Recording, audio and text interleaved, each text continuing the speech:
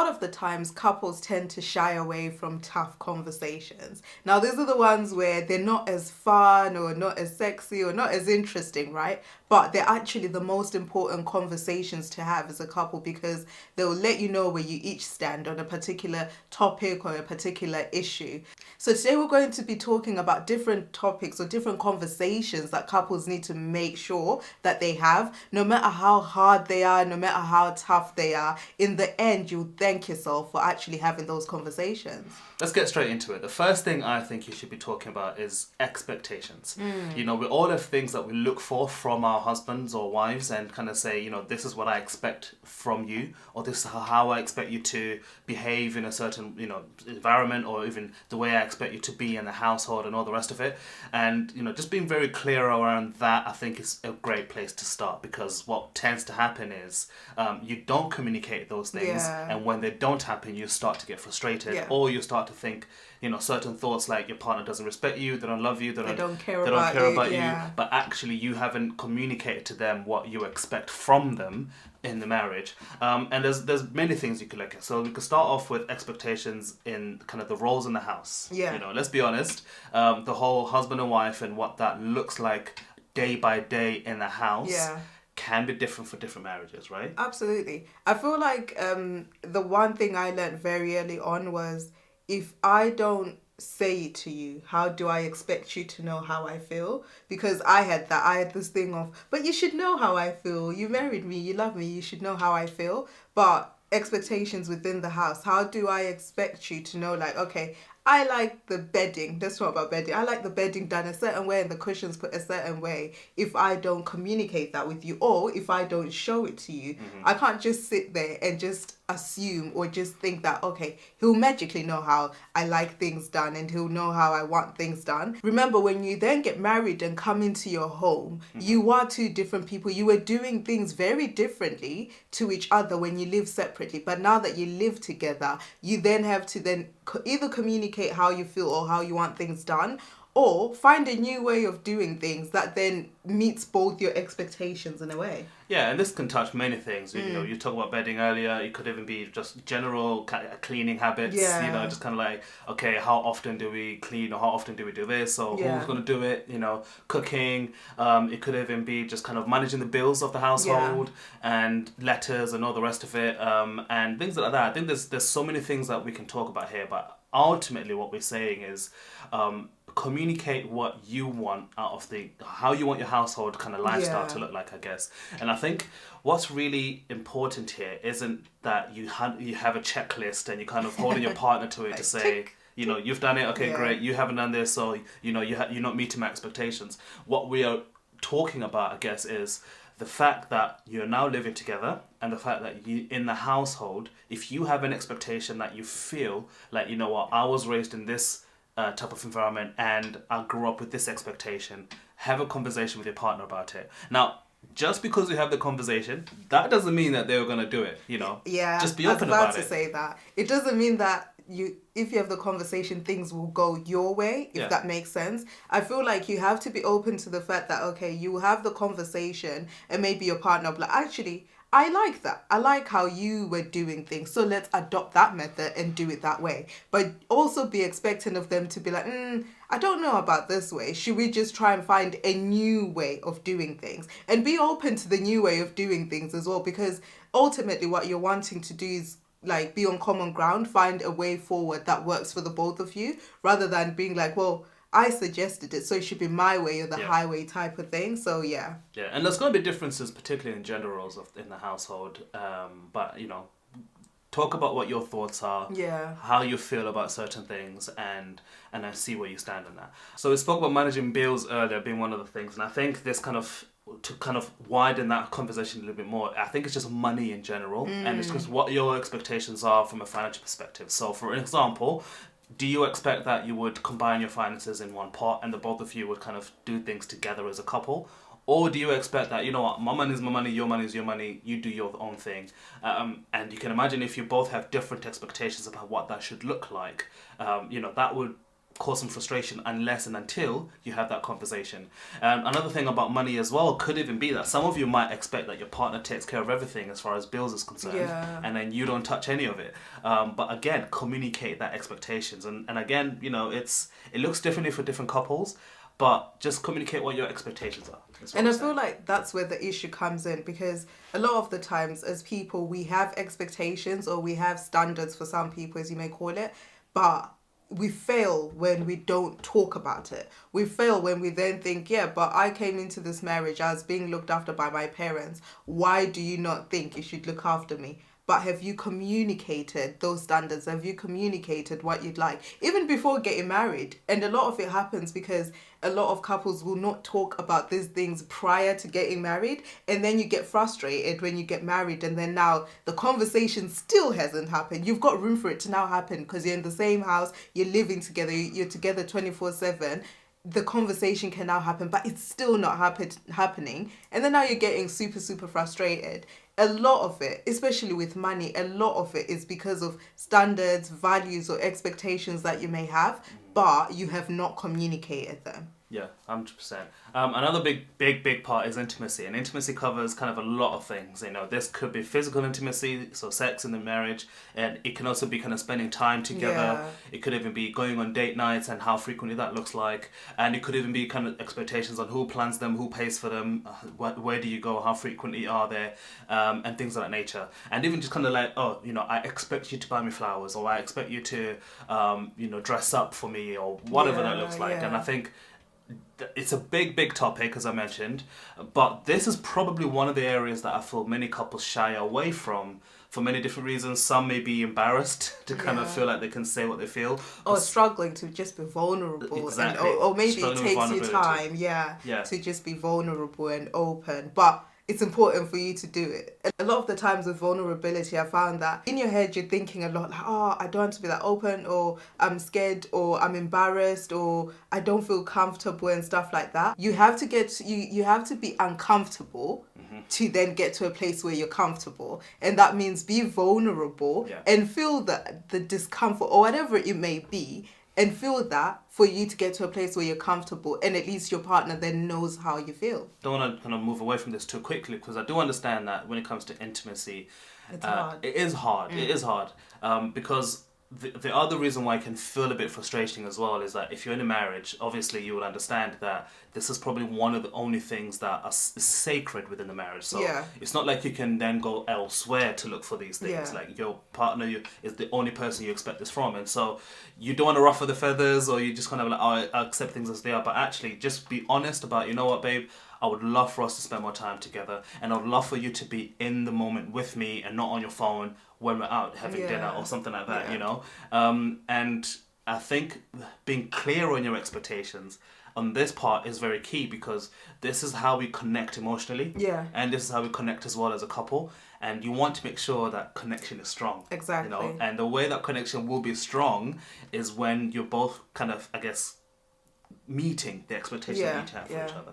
I feel like once you nail this one, the other areas sort of become easier to then talk about. Because the other ones I feel like are quite easy, but you can't communicate your expectations when you've got that elephant in the room about this big area. So tackle this one as well, because it will just make life a lot easier for you to communicate your expectations about other areas. Another big area is around faith and religion and belief. So, some of you may be kind of strongly affiliated with a religion of sorts, and some of you may not be. And to be honest, that is also a strong affiliation to something. But, whether you kind of say we're Christians, Muslim, or atheists, or kind of like whatever, spiritualists, etc., I think this is a big topic, because your faith and what you believe in has a big influence in how you see the world. And there's a big influence in kind of how you conduct just yourself as a human being, right? And the things that you value, the things that you really care about. And you can then imagine, if you don't have a conversation about this with your partner, what happens when you have two different values? And that can be a tough position to be in.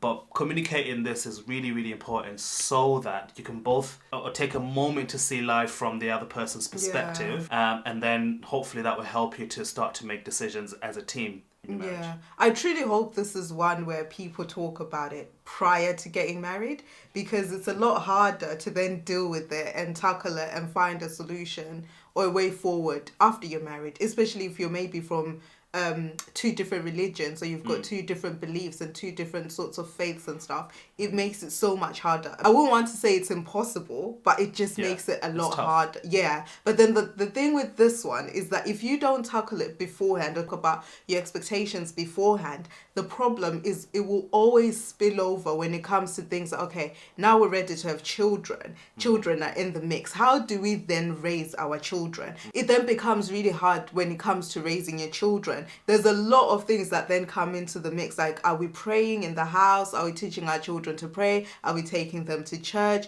For some, it even goes as deep as, are we celebrating Christmas? What holidays do we celebrate? What things do we not celebrate in our home? If you don't have this conversation early on, or if you don't relay your expectations early on, it will really be tough when children are also in the mix. Oh, 100%. And the thing about faith and religion as well, you find that, some religions have got this patriarchal point of view, which basically means that kind of, as the husband, I'm the head of the house, so I'm kind of the one who leads the family perspective. Yeah. And you can imagine if that's my belief, for example, and then you're like, I 100% disagree. Like I'm not buying that. You're like, I don't believe in that. No, none of that, patriarchal thing. In fact, you might even be on the opposite side, and you think, I feel like women are better leaders for all these reasons. And again, that will influence just how your marriage looks like. You know, if you think about the way your marriage looks like, the kind of way you will conduct yourself as husband and wife in public can be influenced even by religion. So it's not just a matter of like belief, it's also just your marriage itself. Yeah, I feel like this one's a crossroads type of situation. Potentially, because if you feel very strongly about your beliefs and your religion and whatever, and I feel very strongly about mine, how do we find a way forward when that's the situation? Because it's either one of us then switches, or one of us is like, okay, fine, I will literally change my life, change my lifestyle and go with you, or we're both going our separate ways. But it's such a difficult one if you wait until you're married to have the conversation. And we spoke about children earlier on. That's obviously another huge topic to talk about, expectations. So I think there's two sides to this one. The first one is just having children, and then the second one is raising children. So talking about having kids, I think most couples would have that conversation, at least I would hope so. Just around, do you want kids? How many kids would you like? That sort of thing. And I'll be honest, you never really know how many kids you want until you have kids. The first one, I feel like we were like that before we had children. But we want this many. And then before we had our son, like this was when we were pregnant with them, and we're like, actually, the conversation of how many will then now depend on our experience with our first one, because anything can happen when you're pregnant. Like, if you speak to any couple that's had children, they will tell you that it's not what you think. Because I feel like it's so romanticized and it looks so nice and beautiful when you're watching it on TV shows or movies. But reality is very different. And it could leave you in a situation where you're like, actually, I want more. Like, I really love motherhood. I really love fatherhood. I really love the whole journey, that I want more. Or it could leave you like, actually, this one that I have is a blessing enough for us. It's a blessing enough for our family. We're good. We'll just have the one. So you can't really say. No, you can't say. So based on that, I would say, yes, have the conversation, but don't feel like it's kind of, you're writing stuff in stone. It's just like, we're on the same page. But I definitely think that if one of you does want kids and the other one doesn't, that one is probably the tough one, because the big one, because there's no wrong or right here. Like, genuinely, people don't want kids, and that's fine. And if your partner doesn't want kids, they are okay to not want kids, even if you do. The real question is, what do you do from there? That's the tough bit. It's like, where do you go from here? Because you're on two different perspectives. You can't have one and then say, oh, I changed my mind. Because the child is... return the kids. You can't return a child. You can buy a car today and make the decision that actually I don't want it. You can buy a phone today and be like, I'm within that 14-day cooling period. I don't want the phone. I'll return it. But a child is permanent. You cannot return a child. And you can't force someone to have kids if they don't want them. Exactly. Because then it will be really hard on them to then adapt and accept becoming a parent once the child is there. So what are your expectations when it comes to children? And then talking about raising kids, man, that's another big one. It's like, for example, I think one of the common conversations that couples would have is, who's going to stay at home and look after the baby? You know, we live in a world where childcare is expensive, and for some people, the conversation of going back to work and or staying at home is literally neck and neck. It's like, if I go back to work, what I'm earning just pays for childcare. Yeah. And if I stay at home, what I'm missing out on earnings, we're saving on, you know, not paying for childcare. But on the flip side, it could be the whole, okay, we can pay for childcare. Mm-hmm. That's absolutely fine. However, do we want to be the sort of family where at least one of us stays at home with the child? Right. Even if we're saying, okay, you go back to work part-time, and then at least spend the other 2 or 3 days with our child and stuff, because that's the scenario for some families as well. So it's a tough one. These are conversations you have beforehand, because I think the last thing you'd want is, once you've had the baby and one of you's like, actually, I don't feel like going to work. That will impact a lot more than just you not going to work. It also impacts your finances. It also impacts your lifestyle as you know it. So it's a conversation to have and talk about what your expectations are. For some people, it's fine. It's fine. Okay, one of us will stay at home. For some people, it's fine. Where it's like, no, actually, we're both going back to work. We'll just deal with the childcare situation, but we are taking out a lot of money to cover that. But until you have those conversations, you will not know what's fine for you or what's fine for your partner without having that tough conversation. And some people, the expectation could be things like, you know, for me, I expect that my children will go to private school. Yeah. For me, I expect that my children will learn 5 languages, or for me even, you know, some of you kind of have like a cultural blended family. So, for example, you might be Zimbabwean who married a Nigerian, or what, you know, that kind of thing. And so you might say, well, I expect that my child will know our language and our cultures and where they're from, and the other one will say, there's no need, you know, we live in England, so what's the point?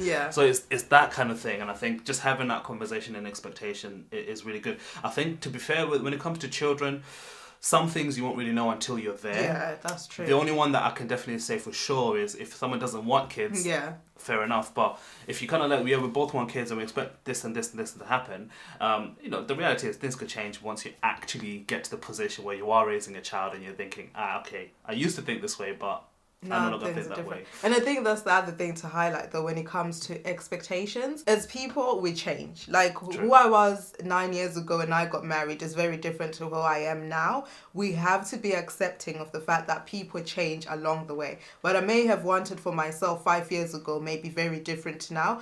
But until I communicate that to my partner, like, I used to like this, or I used to want this, or I used to want to be here, but now I've changed my mind, I've switched. Back to what I was saying earlier, how do they know if you don't tell them? So it's important to continue to communicate that. Even when you see yourself like, this is changing, this what I used to like is changing, it's different, communicate that to them so they're not in a place where they're still giving you what you liked 4 years ago. And to be honest with you, I think that's a really strong point, and we could probably end it here, because the thing about marriage is that, you know, things do shift and move, and so and that's okay. And I think, as you've said, expectations do change. So kind of bringing it back to your marriage, you may find that for some couples they struggle with this, because they say, well, I've always done this and it's always worked for you, and you've always liked this. Why is it an issue all of a sudden? You know, and it's like, actually, that's okay. But if something does shift and change, and you know, for example, you're like, you know, I appreciate you buying me flowers, but like, that was when we were dating. We're married now. Like, I have a different expectation. You know, that worked then, but that doesn't really work for me now. But if that's the case, then communicate that. Let your partner know, because they won't know until you tell them. Take the initiative, tell them, you know. They won't know until you tell them. And if your partner does communicate certain expectations to you, respect that enough to then, you know, to say, okay, you know, I'll try my best to kind of do that. Because again, coming back to what we were saying in the beginning, what we're talking about here is expectations from the person that you're married to. It's not like half of these things are outside of your marriage. It's critical to how you build your marriage. It's critical to your future and your life, and it's critical for you to, if you want to stay married, you have to continue on moving as a team and as a partnership. And to do that, you have to communicate your expectations with each other. Let us know in the comments if you have had this conversation with your partner. If you had, how was it? If you haven't, what are you thinking right now regarding having this conversation? We'll see you on the next one.